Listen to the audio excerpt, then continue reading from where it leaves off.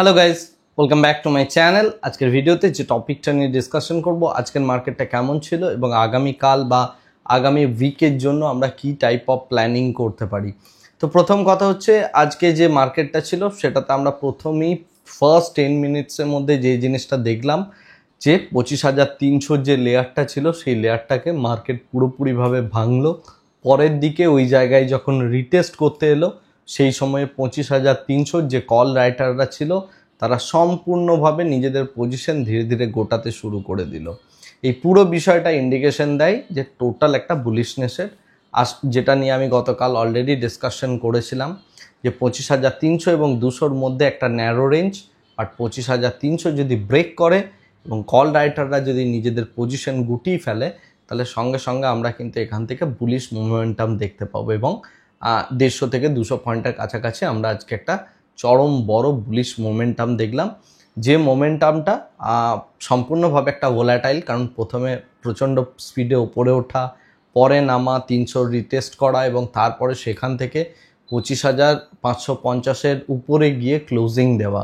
এই টোটাল ঘটনাটা কিন্তু আজকে ডেটে ঘটলো এবং এই পুরো ইনসিডেন্টটাকে অ্যাকচুয়ালি পাম্প করেছে দুটো সেক্টর। একটা হচ্ছে ব্যাঙ্কস, যে কারণে আজকের ডেটে আপনি যদি দেখেন ব্যাঙ্ক নিফটি সম্পূর্ণভাবে অল টাইম হাইয়ে দাঁড়িয়ে রয়েছে, অর্থাৎ আমাদের যে ফাইন্যান্সিয়াল সেক্টর সেটা সম্পূর্ণভাবে অল টাইম হাইয়ে দাঁড়িয়ে রয়েছে।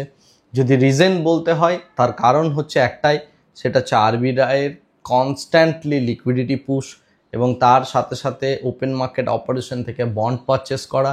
এই সমস্ত কিছু আমাদের যে ফাইন্যান্সিয়াল সেক্টর সেটাকে প্রচণ্ড পরিমাণে স্ট্রেংথ দিয়েছে, যে বিষয়গুলো নিয়ে আমি অলরেডি আগে যখন আরবিআইয়ের এই প্রত্যেকটা রেট কাট হয়েছে বা আদার যে সমস্ত ইনসিডেন্টগুলো হয়েছে অলরেডি ডিসকাশন করেছি। তার পুরো এফেক্ট আমরা দেখতে পেলাম যে এখনও ফাইন্যান্সিয়াল সেক্টর সম্পূর্ণভাবে উপরে এবং অল টাইম হাইয়ে দাঁড়িয়ে রয়েছে, অর্থাৎ নিফটি ব্যাঙ্কস। এবং আমরা যদি দেখি ফাইন্যান্সিয়াল সেক্টরও বেশ ভালো রকম বুলিশ জায়গায় রয়েছে, রাইট? তো এটা হচ্ছে মার্কেটের সিনারিও এবং এই দুটো সেক্টর তার সাথে অ্যাড হয়েছে মেটাল। সুতরাং মেটালের মধ্যে আজকে একটা ব্যাপক র্যালি দেখা গেল। এই মেটালের মধ্যে যে র্যালিটা এটাও যথেষ্ট ভালো পরিমাণে একটা বুলিশনেস ইন্ডিকেট করে, কারণ মেটালের ওপর প্রচুর নেগেটিভ নিউজ কনস্ট্যান্টলি আসতে থাকছে। বাট সেই জায়গা থেকে আমরা একটা অ্যাকোমুলেশন এবার ধীরে ধীরে দেখতে পাচ্ছি মেটালের মধ্যে। সুতরাং মেটালের মধ্যে এরপরে ধীরে ধীরে আমরা হয়তো পরবর্তীকালে গিয়ে একটা টার্ন অ্যারাউন্ড স্টোরি টাইপ দেখতে পাবো। এনিওয়ে, সেটা আমার এক্সপেকটেশন। তো এই হচ্ছে মার্কেটের সিনারিও এবং কনস্ট্যান্টলি মার্কেট বেশ ভালো রকম বুলিশ জায়গায় রয়েছে। আমরা এই মাসের যে ক্লোজিংটা হলো, এই ক্লোজিংটা এই মাসের মোটামুটিভাবে যথেষ্ট একটা ভালো জায়গায় এসে পুরো মান্থলি এক্সপায়ারি ক্লোজিং হলো। এই ক্লোজিংটা যে জিনিসটা ইন্ডিকেশন দেয় সেটা হচ্ছে এবার নিফটি ধীরে ধীরে অল টাইম হাইয়ের দিকে এগিয়ে যাচ্ছে এবং এই অল টাইম হাইয়ের দিকে এগিয়ে যাওয়াটা একদম খুবই ন্যাচারাল একটা ব্যাপার। তো যেভাবে আরবিআই লিকুইডিটি পুশ করেছে বা ইকোনমিক সিচুয়েশনসগুলো রয়েছে, লোকাল ফ্যাক্টর যেহেতু আমাদের যথেষ্ট স্ট্রং রয়েছে, যদি গ্লোবালি নতুন কোনো ফ্যাক্টর না আসে তাহলে নিফটি এইভাবে ধীরে ধীরে স্লোলি আস্তে আস্তে মুভ করবে। এবং আমরা যে জিনিসটা দেখতে পাচ্ছি, আমাদের যে অপশানের ডেটা যে কথাটা বলছে সেটা হচ্ছে 25,000-এ এখন চরম সাপোর্ট তৈরি হয়ে গেলো। ইভেন বলতে গেলে 25,500 তো বেশ ভালো রকমের একটা সাপোর্টের মতো তৈরি হয়ে গিয়েছে। সুতরাং এই দুটো জায়গা স্ট্রং সাপোর্টের কাজ করবে, মানে স্ট্রং টু লিটল উইক এই বা মিডিয়াম স্ট্রং সাপোর্ট বললে 25,500, আর সব থেকে স্ট্রং সাপোর্ট তৈরি হয়ে গেল 25,000। কারণ আপনি যদি অপশন চেনের ডেটা দেখেন, সেটা নেক্সট মান্থের দেখুন বা নেক্সট উইকের দেখুন, এই বিষয়টা পুরোপুরিভাবে একদম ক্লিয়ার। ওকে, সুতরাং নিফটির মধ্যে আমরা এরপর থেকে কিন্তু একটা ধীরে ধীরে স্লোলি আপওয়ার্ড টেন্ডেন্সি দেখব। কিন্তু আপনার পোর্টফোলিও, আপনার যে স্টক, সেখানে হয়তো আপনি সেরকম বড় মুভমেন্ট দেখতে পাবেন না যদি না আপনি এই টাইপের লার্জ ক্যাপগুলোতে ইনভেস্টমেন্ট করে থাকেন বা মানে স্মল ক্যাপ যে সমস্ত স্টকগুলো রয়েছে সেগুলোর মধ্যে বেশ কিছু পকেটসের মধ্যে ইনভেস্টমেন্ট হচ্ছে, যেখানে আমরা দেখতে পাচ্ছি যে যাদের বিজনেস খুব স্ট্রং এবং কোয়ার্টারলি রেজাল্ট লাস্ট কোয়ার্টারে যথেষ্ট ভালো দিয়েছে, সেই সমস্ত জায়গাগুলো আমরা যথেষ্ট ভালো একটা স্ট্রং জায়গা দেখতে পাচ্ছি। তো এই মুহূর্তে সেক্টর স্পেসিফিক যদি কথা বলতে হয়, আমার বেট থাকবে মেটালে, আমার বেট থাকবে নিফটি মিডিয়া। এই দুটো সেক্টরকে আমি যথেষ্ট বুলিশ দেখতে পাচ্ছি, মানে অনেকটা নিচেই রয়েছে, বাট স্টিল এই জায়গা থেকে স্লোলি বাইং করা যেতে পারে। অবশ্যই কোম্পানি স্পেসিফিক হয়ে কাজ করার চেষ্টা করবেন, যেখানে যেখানে আপনি একটা ভালো রকম মানে কোম্পানির মধ্যে যেখানে আপনি প্রফিটেবিলিটি দেখতে পাবেন সেই জায়গাগুলোকে একটু চেক করে নেওয়ার চেষ্টা করবেন।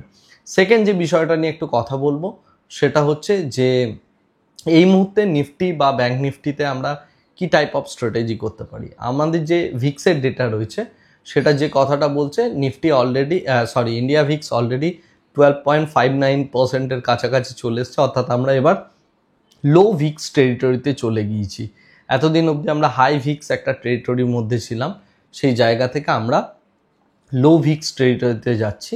তো লো ভিক্সের যদি টেরিটরিতে যেতে হয় তাহলে আমাদের যে টাইপ অফ অ্যাক্টিভিটিগুলো করতে হবে সেটা হচ্ছে ক্যালেন্ডার স্প্রেড। আপনি চাইলে ক্যালেন্ডার স্প্রেড করতে পারেন। যদি আপনি এফএনও সেগমেন্টে কাজ করেন অবশ্যই আপনার পজিশন হেজ থাকবে এবং সেইটা ভেবে আপনি calendar spread type of strategy করতে পারেন, যেখানে আপনি ডেফিনেটলি পয়সা পাবেন। ওকে, তো এই হচ্ছে মার্কেটের সিনারিও এবং মার্কেট যথারীতি নিউট্রাল টু বুলিশ সিচুয়েশনসে রয়েছে। আরেকটা ছোট্ট নিউজ দেওয়ার আছে বা একটা ইনফরমেশন শেয়ার করার আছে, সেটা হচ্ছে আমাদের যে ডলার ইন্ডেক্স রয়েছে, ইউএস ডলার ইন্ডেক্স 3 ইয়ার্স লোতে দাঁড়িয়ে রয়েছে।